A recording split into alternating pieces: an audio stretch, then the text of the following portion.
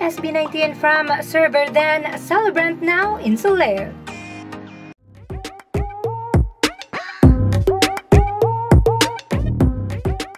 SB19 and their own management company 1Z Entertainment holding their Christmas party at the 5-star Solaire Resort North is an attestation to how far they've come. But did you know that they were once server/performer in one of their event in Solaire? Yes, naibahagi nila ang istoryang ito sa interview ni Tony Gonzaga.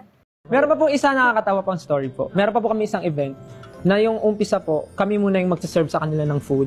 Hindi ko. Opo, nakaguantes kami, nakasuit. Sa hotel din po, pagpasok nila, kami magsaserve ng food. Welcome ma'am, welcome sir. Tapos Solaire, kami magsaserve. Tapos pag tumunog yung music, tanggalin yung glass, bunot ka naman, bakit ka ng stage, tapos Despacito. Gaganon po kayo sa stage, may mga ganon po kaming ano. Pero alam mo kasi naniniwala ko, lahat ng pinagdadaanan natin sa buhay is a preparation dun sa talagang pupuntahan natin.